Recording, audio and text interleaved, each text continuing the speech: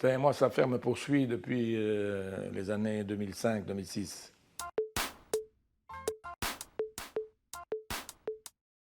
Moi, en tant que ministre, je savais qu'un tel crime doit être jugé. Et je savais que la justice libanaise était absolument incapable de juger un crime de cette dimension. J'étais bien placé pour le savoir. Et donc, j'ai conclu qu'il fallait un tribunal international. Et c'est là que le président, à l'époque, s'est opposé à ceci. Alors, ce que je fais, moi, j'ai pris une position contraire à celle du président, ce qui paraissait au divan scandaleux. Parce qu'ici, on a une espèce de culte, on déifie le président, ce qui est absurde.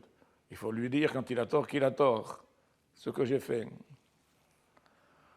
En fait, c'est pas lui, c'est pas moi qui me suis détaché de lui, c'est lui qui s'est détaché de la vérité, du bon sens et de la logique. Il fallait un tribunal international. Il a fait ce choix, c'est son choix. Et moi, j'ai fait le mien, c'est le mien. Bon. Ce qu'il faut dire, c'est que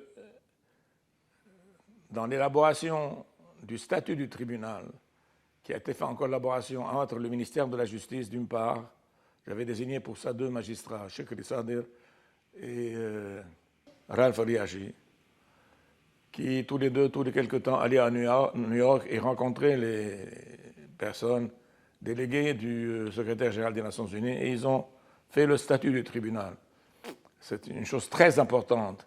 C'est là, par exemple, que dans ce statut, on a établi que on condamnait les individus et non pas les régimes politiques ni les États. Et ils revenaient tous les 2 mois et je voyais le statut avec eux. Alors, on vivait pendant toute cette période sous une épée de Damoclès. Menacé par quoi?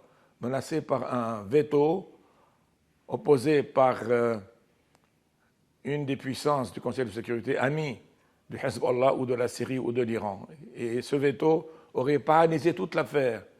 Il fallait donc être très prudent, ne pas provoquer surtout la Russie et éventuellement la Chine. Et pour ça, j'ai profité des conseils du président français Jacques Chirac, qui m'a beaucoup aidé à être modéré dans la rédaction du statut. Et il nous a beaucoup aidé parce qu'il avait d'excellents rapports avec le président russe Poutine pour faire passer le tribunal au Conseil de sécurité. C'est ça le problème. Il fallait éviter le veto des puissances amies de Hezbollah et de la Syrie et de l'Iran au Conseil de sécurité. Il fallait faire de la politique, il fallait être prudent. Si vous vouliez que le tribunal juge la Syrie, l'Iran et le Hezbollah, vous seriez confronté au veto russe au Conseil de sécurité. Vous n'auriez pas eu de tribunal du tout. Souvent, quand on veut obtenir quelque chose, il faut savoir être modéré dans ses demandes et ne pas faire le matamor. Vous savez, en politique, faire le matamor, ça ne mène à rien. Voilà ce que nous avons fait. Et pour ça, je faisais beaucoup de politique, avec le Hezbollah notamment. J'avais des rapports très fréquents avec le secrétaire général du Hezbollah. Je le voyais régulièrement.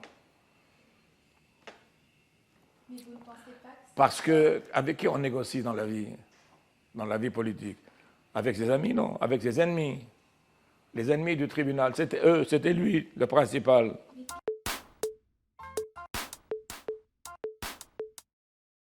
Il y avait un grand crime, il fallait juger les auteurs du crime.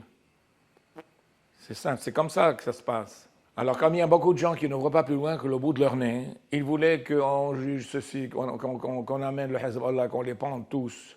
Moi, je défends dans cette affaire la justice. Et je suis pour arrêter les auteurs du crime. En impliquant les auteurs, s'ils appartiennent au Hezbollah, la conclusion se fait toute seule.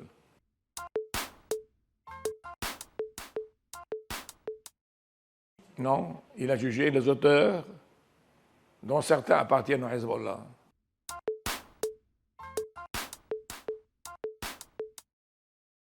Lui, au départ, il voulait ni tribunal, il ne voulait pas de tribunal du tout. C'est par la négociation avec lui qu'on est arrivé à lui expliquer que le tribunal n'était pas fait pour juger le Hezbollah, ni la Syrie, ni l'Iran, mais pour juger les criminels. Et ça a porté ses fruits. Je ne voulais pas le rassurer, je voulais lui expliquer les choses comme elles étaient.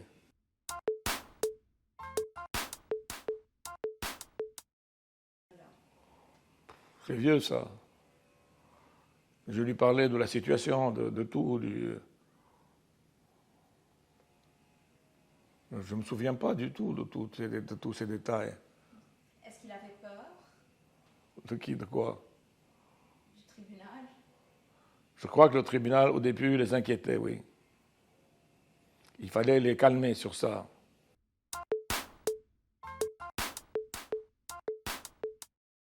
Ben, bien sûr. Ça, c'est très précieux.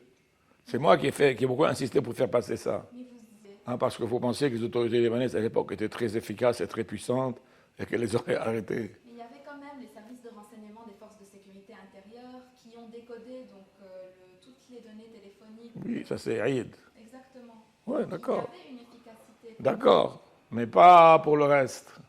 Parce que mieux vaut un jugement par contumace pour quelqu'un qui s'est absenté, qui s'est caché ailleurs, que pas de jugement du tout.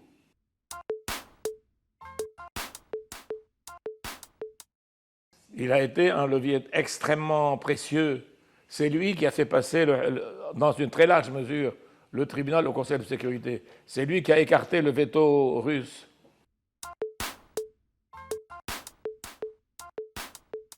Elle est réaliste.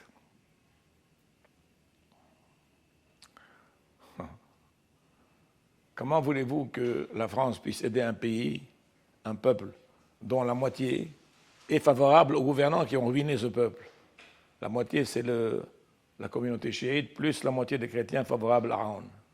C'est la majorité des Libanais, ceux-là. Ils sont favorables à ceux qui ont ruiné le pays. Comment voulez-vous que la France puisse aider ce pays en présence de gens comme ça? C'est inutile.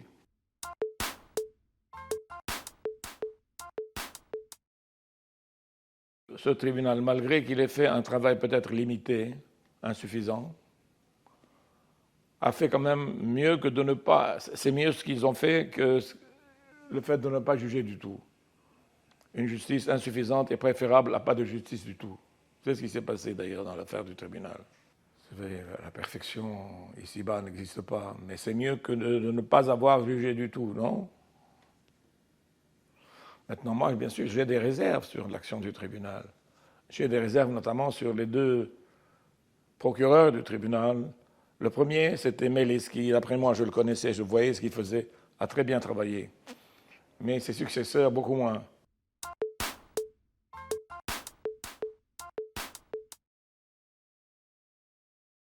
Sûrement. Sûrement. Agressivement ou pour la forme uniquement? À quoi ça sert d'être agressif? Mais avec un souci d'efficacité ou pour la forme? Bien sûr, avec un souci d'efficacité. Mais l'agressivité, eux ne la prendraient pas au sérieux. L'État libanais ne peut pas être agressif aujourd'hui. Ils savent que c'est un État faible, inexistant.